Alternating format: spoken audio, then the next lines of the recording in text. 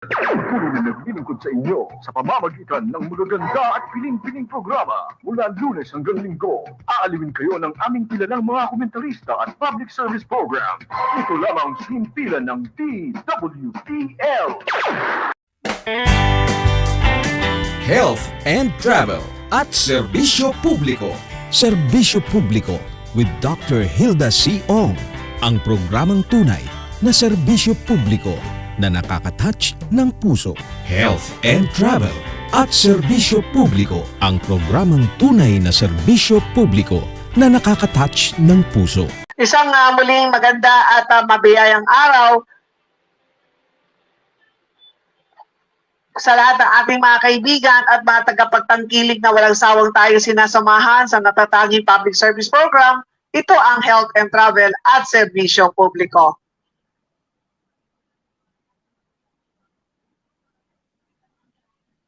Pagbati ng Chow Shanghao at Ho Chaki sa kapwa kong Filipino at Chinese sa buong bansa.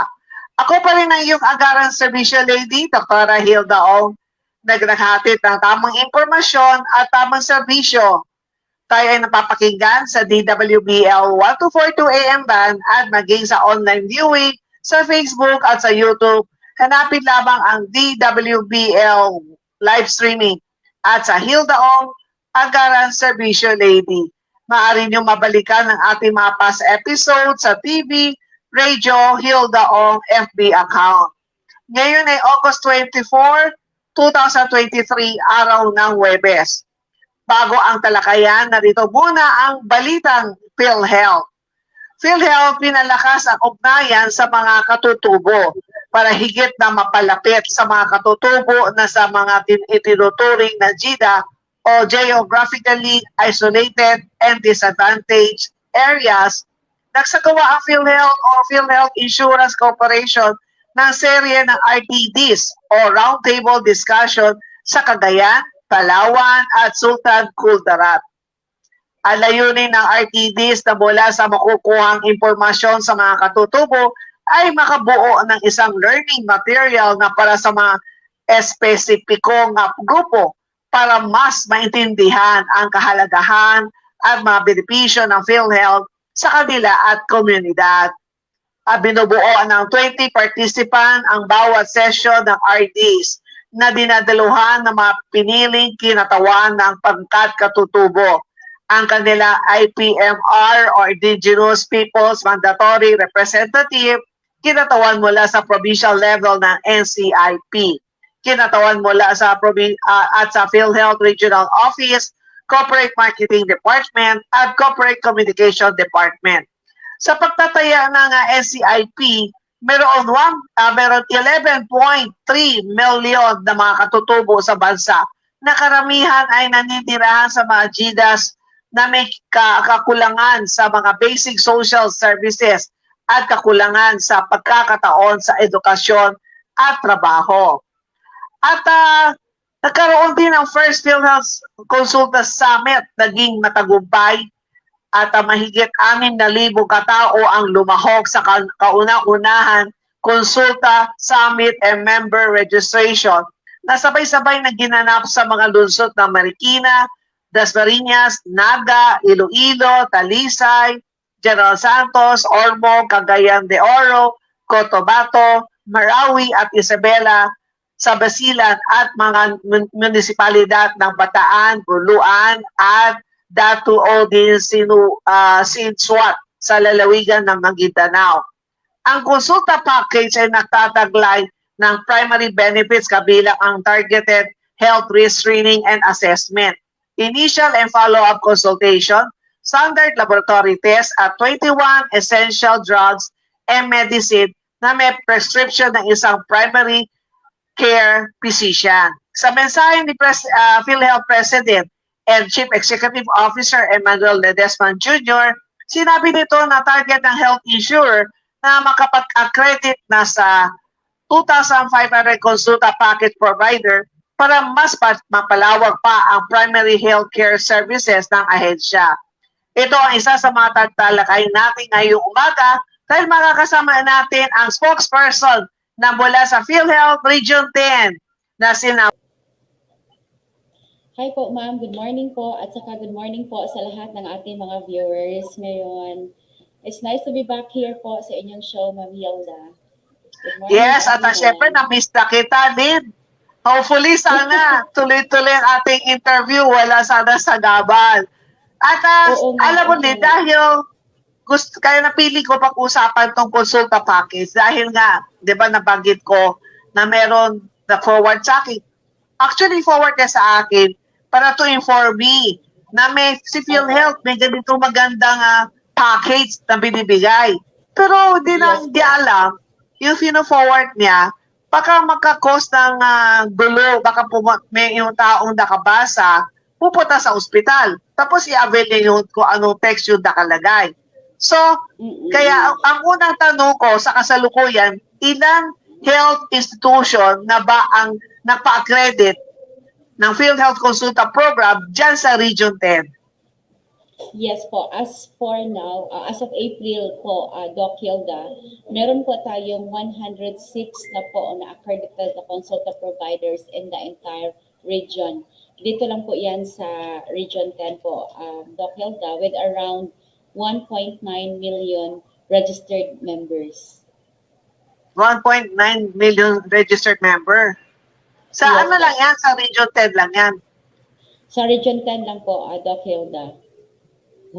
So ano ba ang madalas ang nagiging problema na tumatagal ng proseso ng accreditation? Meron po ba nagpa-accredit tapos sabi na ay nag-apply na ako pero hindi pa lumalabas yung application ko sa PhilHealth? Okay, yung sa accreditation naman po namin, Doc Hilda, as long as they could comply po sa requirements po ng ating accreditation, base po sa doon sa nakatada, doon sa circular, wala namang problema as long as kompleto lang po yung documents. Kasi pag hindi yan kompleto, definitely they will not be accredited kasi very strict po ang ating accreditation na section na mag-check po sa ating facility para yung facility po natin, they could really provide the best service po sa ating mga miyembro. Especially that consulta is more on the preventive side po siya. So, hindi naman po mahirap pagpa-accredit as long as yun na po, kompleto lang po yung mga dokumento nila at saka yung mga requirements po set by the corporation for them to be an accredited consulta provider. So, sa pinakasimpleng paliwanag, sa mga hindi pa nila alam kung ano pa itong PhilHealth Consulta. Yes. Itong PhilHealth, ito po yung shortcut sa PhilHealth Konsultasyong Sulit at Tama or Konsulta. Ito po yung comprehensive na outpatient benefits as mandated by the Universal Healthcare Law. It's because based on the UHC po natin nakalagay, it's very clear po doon sa batas that it ensures na lahat ng Pilipino, they will be given guaranteed access, equitable access to quality and affordable healthcare, as well as they will be protected against financial risk. So itong konsulta na to, yung aim po nito is that kailangan protektahan ang lahat ng Filipino against chronic illnesses kasi it's more on the preventive side, preventive aspect, so that there will be to avoid further complications through early detection because we always believe, di ba po, Doc, yung early detection is very important po yan. And at the same time, they could provide affordable drugs and medicines kasi it's included in the consulta, yung mga medisina, no, some of the medicines. Now, under the PhilHealth Consulta, ituloy-tuloy ko lang po, all Filipinos na miyembro po ng PhilHealth, kailangan din sila magparehistro under sa isang consulta provider na kanilang choice. Because so that they could avail the consultation, they could also avail the health risk screening and assessment, as well as yung mga selected laboratory and diagnostic test. And as I mentioned kanina, yung mga selected din na mga drugs and medicines. Sino-sino naman Yes, ang maaari makinabang sa consulta program? Okay, yung makinabang sa konsulta po natin is lahat ng miyembro po ng PhilHealth. They could enjoy the benefits po, Doc. So lahat po sila, that includes the dependents. Okay, so ano yung mga services? Sabi ko kanina, may mga primary care services po tayo, di ba? Yung consultation, at saka yung case management for any conditions. So lahat po yan ma-avail po nila for free. Iba kasi ayan, ang nangyari kasi ngayon is that if you're not feeling well, masakit yung tiyan natin, di ba? At saka whatever ba yung mga sakit-sakit dyan, we will go directly to the hospital. So pagdating natin sa hospital, diretso tayo ng emergency room at magbabayad po tayo ng consultation. Now with this consulta with this consulta package, there will be may changes talaga sa ating proseso sa healthcare system in the country because dadaan po tayo sa isang consulta provider in which all PhilHealth members could enjoy that, could avail the benefits. So secondly is that yung laboratory na sabi ko kanina, they could avail the 13 laboratory services for free, but it doesn't mean na in one time i-avail po nila yon. Depende po kung ano ang sabi ng doktor, ano ang nararapat sa kanila na laboratory after consultation. So they could avail any of the following laboratory or diagnostic examinations, just like CBC with platelet count, kasali na po dito yung urinalysis, fecalysis, sputum microscopy, and then pap smear, kasali po yan, yung fecal occult blood, the lipid profile, pag-check po ng ating cholesterol, yon, FBS, ECG kasali din, chest x-ray, creatinine, at saka yung HB1AC. So yun po yung mga 13 laboratory. Pwede sila depende po yung ano sabi ng doktor. Hindi po lahat ma-avail nila in one time. Depende kung ano yung advice ng kanilang attending physician. And thirdly is that yung select drugs and medicines, as kailangan po nila, may antimicrobial, may anti-asthma, anti-diabetic, anti-hypertensive, at saka antihistamine. As for now, there are about 21 medicines na pwede po nila ma-avail po sa ating mga miyembro. At ito, regarding po sa natanggap ko sa Viber, ito nga yung sinasabi ko na fake news to, ang nakalagay, everyone is provided 20,000 per year. So, ito po ba ay totoo o mali? Mali po yan, Doc. Wala po actually matanggap po yung member na pera from Consulta.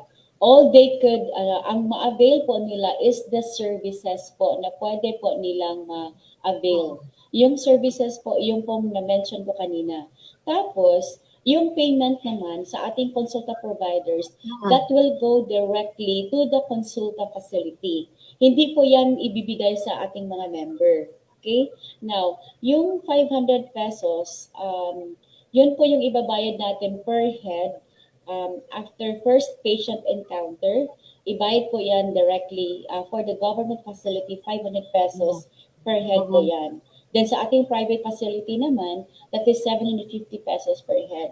So that amount, again, Doc, that will be paid directly to the facility. Hindi po yan ibabayad or ibibigay po doon sa miyembro po natin. So it's very clear na yung 20,000 na po yan, na sinasabi ng Viber na I think na-share na po yan, hindi po yan totoo. Wala po tayong natanggap from PhilHealth na 20,000 dahil sa consulta package namin po. So sa mga nakatanggap through Viber o sa Messenger, hindi po yan totoo ha, walang 20,000 per year dito sa consulta package. So bakit Ma'am Lid, bakit 500 pesos sa public hospital and then 750 pesos sa private hospital? Bakit di parehas ang rate? Yes po. Oo. Kasi po, Doc, it was, before napalabas po yung circular, it was carefully studied at tapos may consultation po yan sa ating mga facilities, sa mga doctors before yan lumabas. Okay, so, and then po, in fact, doon po sa ating mga, even the government facility po natin ngayon, if doon po tayo ma-confine, di ba libre naman, wala naman po tayong babayaran if they will be confined to a government facility.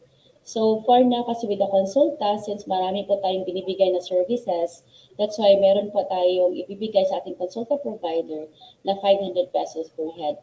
Yung sa private kasi, medyo mahal kasi po yun, di ba, if magpakonsulta po tayo doon sa private facility po natin, di ba? Even the laboratory exams, medyo mahal, kulang-kulang nga yung 750, right?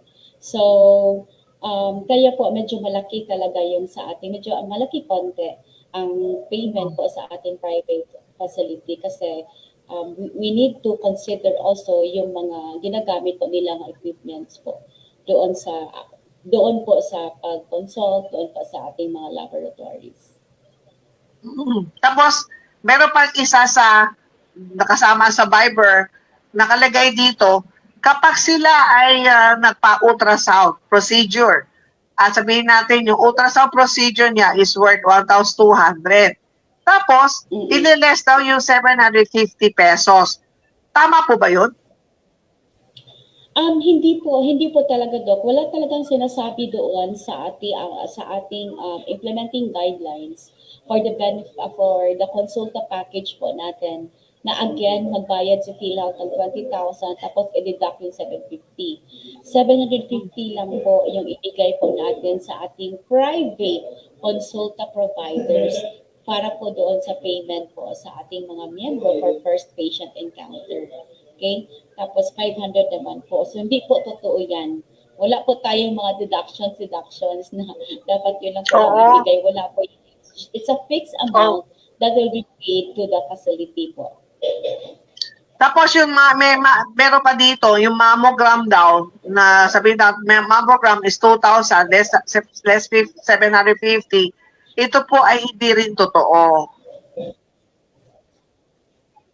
Yes, hindi po totoo yan. Hindi po kasali yung mammogram.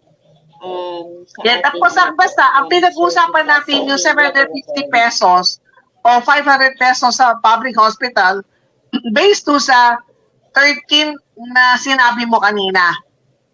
Yun lang ang pwede nilang pagawa. Yun ang pasok doon sa 750. 15 laboratory. 15 laboratory na specified by the PhilHealth. Yun lang talaga. So hindi pera ang pinag-uusapan dito, hindi amount na 750 ang pinag-uusapan, yung 15 klaseng laboratory test. Tama po ba? 13 po. 13 laboratory tests. 13 laboratory tests. 13 po, Doc. 13 laboratory. 13. So, ayan na, at least malinaw na sa inyo, yun. Oo, yung mga natatanggap ninyong through Viber o Messenger, hindi po yan totoo. So, Ma'am Lyd, balik tayo dito sa ano. Paano pagparehistro? Kung let's say, gusto daw nila makapag-avail ditong consulta package. Opo. We have two ways to para mag-register po. Una is through online facility.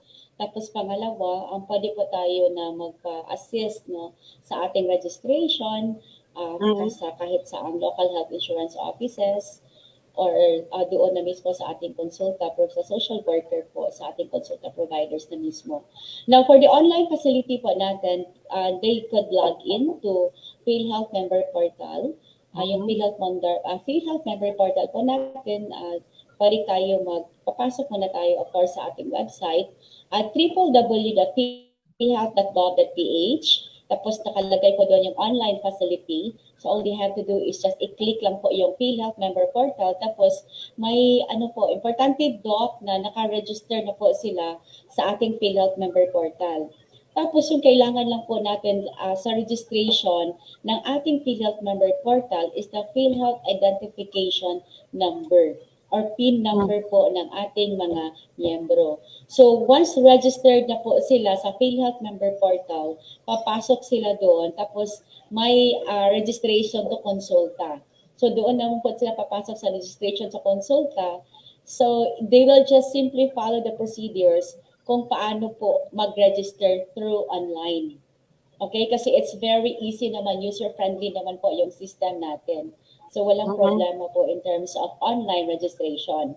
Now, in case po na hindi masyadong techy yung ating mga miyembro, they could also ask our local health, they could also be asked po sa ating consulta provider or sa ating local health insurance offices para po ma-register sila because may mag-assist po sa kanila sa kanilang registration. So magpunta lang po sila sa pinakamalapit or saan po sila gusto magpa-register na isa ating consultant provider nationwide para po may mag-assist sa kanila. Kapag ka nagpa-register yung mismong member ng PhilHealth, at Yes po. sino-sino pa na maaari makinabang sa konsulta program, ito po ba kasama din po ba kanyang asawa o kanyang anak? Yes, Dok. Kasama sila. Lahat po ng mga lahat po ng miyembro at saka dependent po kasama po 'yan. Dok, pwede balikan po natin yung registration para po it will be clear kasi it's very important po sa ating registration. So again, yung registration pwede po sila yung sa ating accredited consultant provider or sa ating PhilHealth Local Health Insurance Office kasi may mag-assist po sa kanila. Then pwede din po ating social workers sa ating PhilHealth primary care provider or they could also visit sa ating mga local government unit. At the same time, may iba na po din na yung pwede na din mag-assist ng ating mga Office of the Senior Citizens Affairs.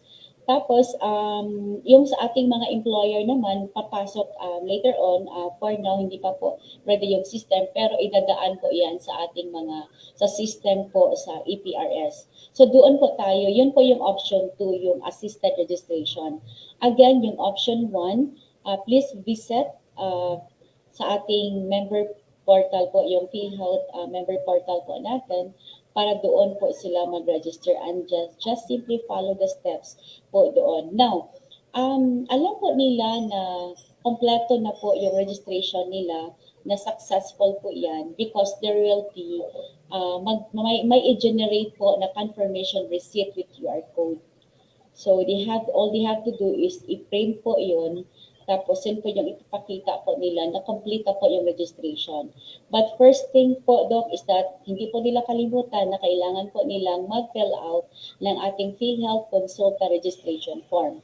Again, kahit member na po kayo ng PhilHealth, kailangan po natin magpa-register sa ating consulta provider na choice po natin kung saan yung pinakamalapit, saan po yung gusto natin para hassle-free kung magpa-check up po tayo, magpa-consult po tayo. And the third, Doc, is that in Manila, kasi meron po tayong callback channel dyan sa central office, isali ko lang dito kasi pwede po silang tatawag sa pwede po silang tumawag sa 0917-898-7442. Yun po yung number natin sa callback channel or may landline po sila at 844-1442. Then may mga security questions that they need to be answered. Tapos they could get the registration confirmation details kasi may mag-assist po sa kanila ang ating callback action or ating call action center po dyan sa Manila. So maraming, may 3 options for them to be registered sa ating consulta provider. Kaya wala pong reason, Doc, na hindi po sila magpamiyembro sa ating o magpalista sa ating consulta providers po. Pero paano, Ma'am Lynn? Hindi sila hindi sila nagparehistro sa PhilHealth bilang member. Pagkatapos nakita nila na itong facility o itong hospital ay accredited dito sa consulta program. And then pumasok siya. Gusto ko magka-bill dito consulta package. Ako ay isang miyembro ng PhilHealth at napakita pa siya ng PhilHealth ID. Hindi siya nakapagparehistro. Sila po ba ay tutulungan ng provider o sabihan, punta muna kayo, magparehistro muna kayo? Okay.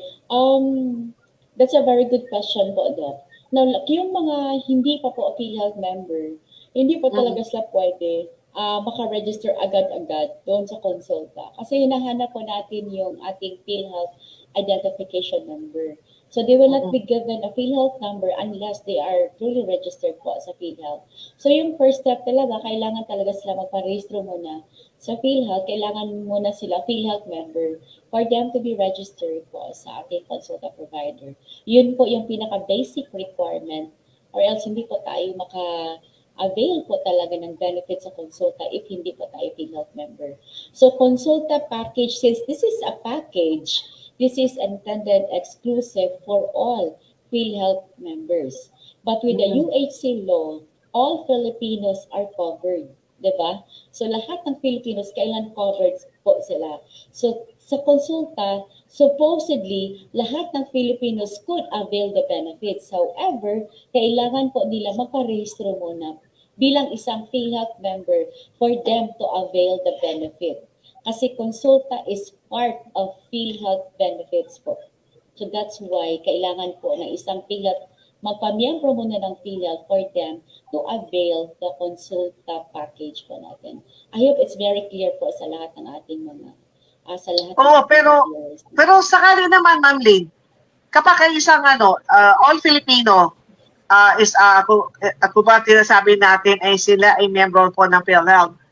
At sabihin natin na wala pa silang kakayahan na mag-contribute monthly contribution nila.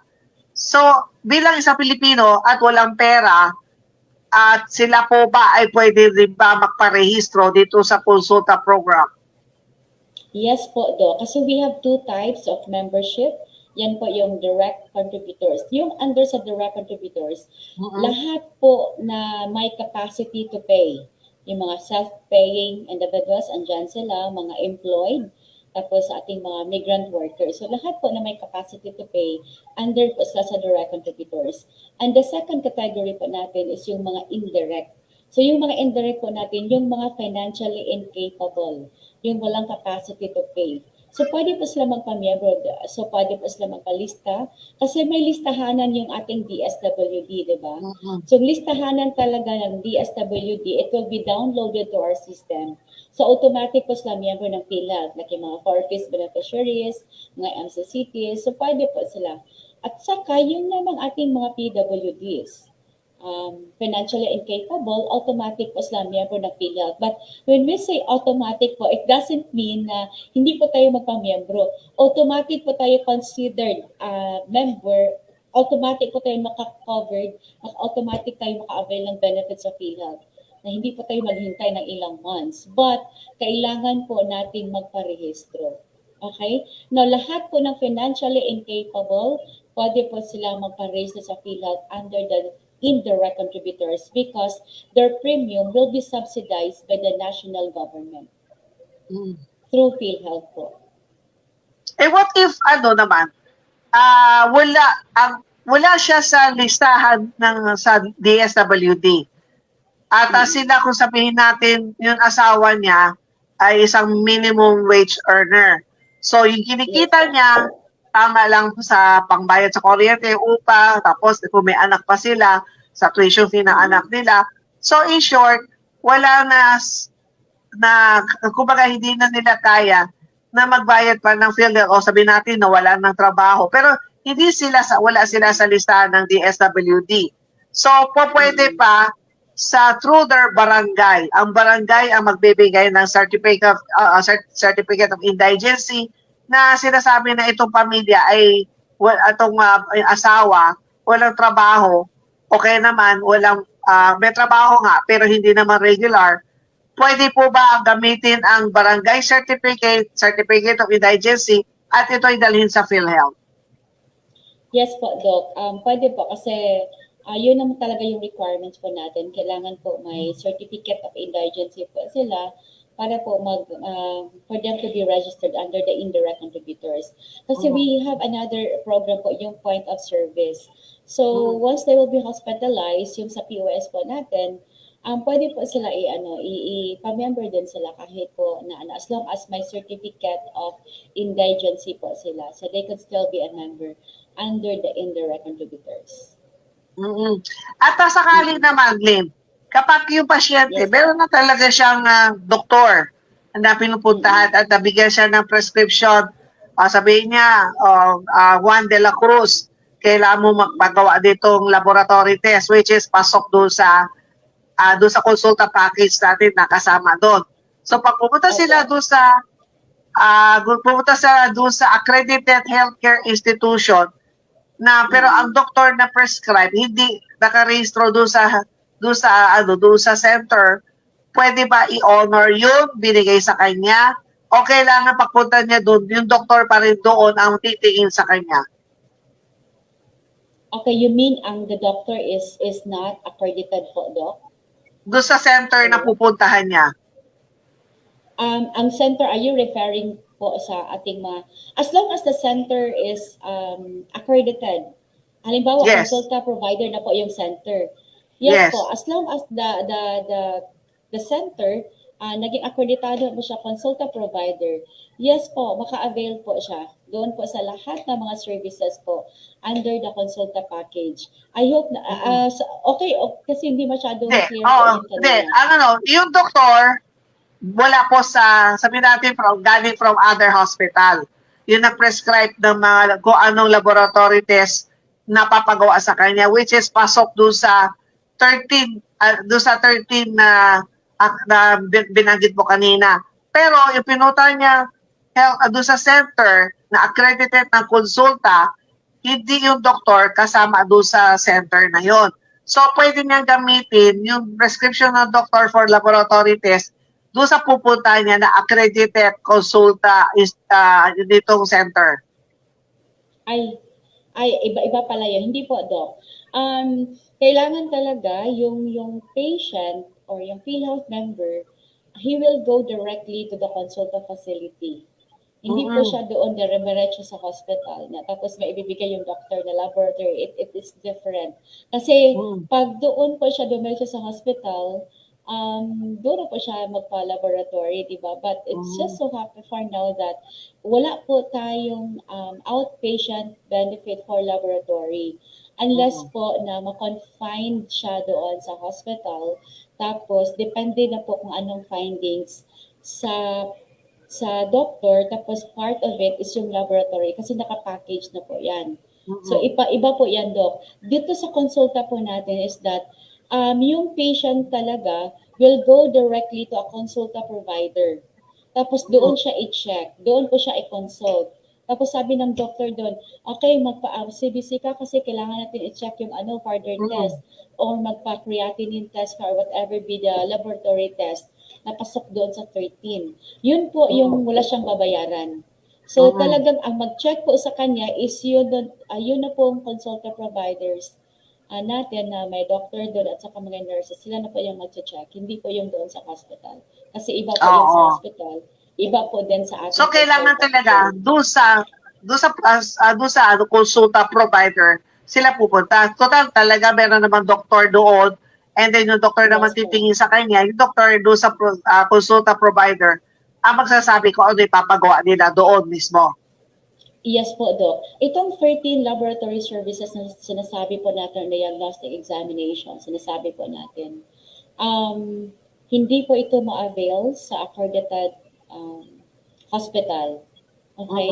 So ito pong 13 is a package po na pwede ma-avail sa ating consulta providers.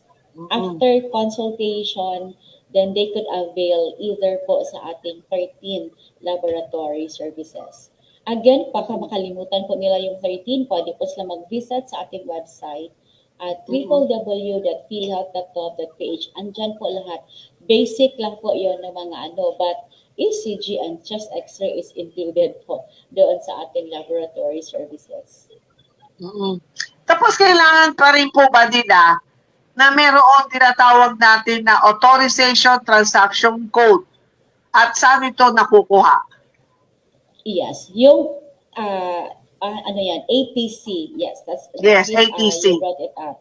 So, kapag registered na po sila, Doc, in times of availment, kailangan ng miyembro na makakuha sila ng authorization transaction code. Galing po doon upon registration po nila, bibigyan po sila ng authorization transaction code. Again, pwede po nila makuha yan sa ating PhilHealth member portal, sa ating website at www.philhealth.gov.ph or sa ating mga local health insurance office. Pwede po magpa-assist po sa ating mga PCares at saka sa ating PhilHealth Action Center. Kung saan po sila nagparehistro, din doon po nila kukunin po yung authorization transaction code or ATC. Tapos yung ATC na yan, they will give it to the primary care facility or sa ating consulta providers. Tapos the third Then, yun na po, yung consultation at saka yung health screening assessment. So, yun na po, kailangan talaga yung transaction code ang ibigay po sa ating facility para po they will be maka-avail sa consultation at saka sa other services po. Pwede nila. Mandatory ba din gamitin bawat taon itong consultant benefits? Depende po, Dok, kung if you're not feeling well, pwede po tayo pabalik-balik po doon sa ating consulta providers po. Tapos, every year kasi naka-lock-in po tayo eh. So, kung saan po tayo naka-register, naka-lock-in po tayo doon sa ating consulta facility. But may update po yan, Doc. Kasi may consulta forum po tayo last week na pwede na they will be allowed to transfer to other facility once, pero we will wait for the guidelines po kung paano po yan. But for now, kung saan po tayo naka-register, doon po muna tayo kung saan provider po tayo naka-register, doon muna tayo for 1 year. So, sa mga nakikinig sa atin ngayon at sa mga nanonood sa atin, magagamit po ba nila kaagad itong benepisyo ng PhilHealth Consulta? Yes, agad-agad naman po as long as registered na po sila sa isang consulta provider, anytime po they could avail the benefits. Yan po. Importante lang, Doc, na yung may authorization transaction code. It's very important po. At so far, ano ang feedback mula dyan sa Region 10? So I'm sure marami na po tayong consulta provider doon. Kamusta po feedback ng mga pasyente? At the same time doon sa ating mga provider. Yes po, with regard to the feedback, yes, that's very important. That's why nagkaroon po tayo ng stakeholders forum para we could gather feedback coming from our partner po ng mga consulta providers kasi we invited them also. At the same time po ang ating mga miyembro. And so far, we have a very good feedback po naman po sa ating mga miyembro. No? Kasi naka-avail po sila sa ating mga libre po na mga laboratory services ang ating mga miyembro. Although po, it's not really a perfect po na system. Kasi if we're going to talk about a system coming from the feedback naman po sa ating mga providers, there's nothing as perfect naman kasi itong consulta bago po man ito, di ba? This is a very new package po. So may mga enhancement po sa ating system. So sa ating consulta, that's why from time to time, meron po tayong forum to address kung ano talaga yung problema po sa ating mga consulta providers. And we are actually hoping po, kasi most of the problem is the system po, Doc. So we are actually hoping po ma-enhance po yung system natin, especially po sa ating connectivity. That's very important po sa ating mga providers. At Ma'am Lynn, yes, po. Merong bumabati sa iyo regards to Lynn. At siya po ay nasa LA. Siya si Miss May Seriaco. Yes po. Of the binabati ka ni Ma'am May Seriaco. Hi po. Hi po, Ma'am May. Yan po, nakikinig siya ngayon sa atin. Yan, straight from LA yes, daw. I see you po. Yan po. Wow, at Ma'am Lynn, meron po ba ng mensahe para sa mga nanonood sa atin na mga nakikinig sa atin ngayon? At meron po ba kayo mga special announcement? Ano po ba ang nakikita ko na very active ang ating RVP, si Sir Delio Aceron. Yes po, very active siya ever since talaga, Dok. Hindi po napapagod yan. Ngayon po, andun po siya. At kahapon, andun siya sa Tuesday, Bukidnon. Tapos, Wednesday, kahapon, andun siya sa Iligan. And then, bukas naman, Ozamis po siya. Ngayon, Ozamis pala siya. Kahapon, Iligan, hindi ko na alam yung schedule ni Sir eh. Tapos, ngayon, andun siya sa Ozamis po para nakipag-dialogue po sa ating mga partner hospitals. Para makakuha po niya ano po yung mga feedback at saka ma-address po yung mga concerns or whatever the issues po sa ating mga partner providers po. That also, not only for the consulta providers po natin, ngayon kinakausap po niya natin ating mga partner hospitals para po ano yung mga concerns nila, ma-address po natin agad-agad. So sa ating po namang mga miyembro, kung yung hindi pa po registered sa ating consulta providers, please do register na po because marami po tayong akreditado na po na consulta providers nationwide. Kasi ang consulta, it's very important because through PhilHealth Consulta, we are able to care for the health of the people. We could prevent po sa occurrence of getting yung mga serious diseases. And then it could also lower people's health risk and medical cost of lifestyle na mga related diseases through early detection and management. Yun po talaga yung aim ng konsulta. Kaya magpa-konsulta na po kayo, magpa-register na po kayo so that we could have a healthy and safe community.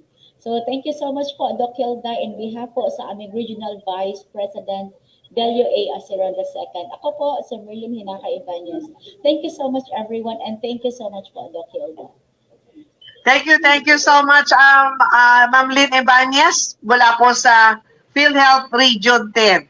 Kung meron po kayong mga katanungan o gustong linawin na mga bagay-bagay, huwag po kayong mag-atubiling magpadala ng mensahe sa ating mga social media account at asahan po na ipaparating po natin ito sa PhilHealth. Ito ay bahagi ng pagbibigay ng serbisyo publiko at sa hangarin ng PhilHealth na kayo ay mapaglingkuran dahil mas pinalawag at may mga bagong benepisyo para sa mamamayang Pilipino. Kaya tandaan po ninyo, kapag kayo ay nakatutok po sa programang Health and Travel at Serbisyo Publiko, kami po ay nagbibigay ng tamang impormasyon. Then ang tamang impormasyon ay nanggaling po mismo sa PhilHealth. Ang Health and Travel at Serbisyo Publiko ay nagbibigay ng tamang serbisyo. Health and Travel at Serbisyo Publiko. Serbisyo Publiko with Dr. Hilda C. Ong. Ang programang tunay na serbisyo publiko na nakaka-touch ng puso. Health and Travel at Serbisyo Publiko. Ang programang tunay na serbisyo publiko na nakaka-touch ng puso.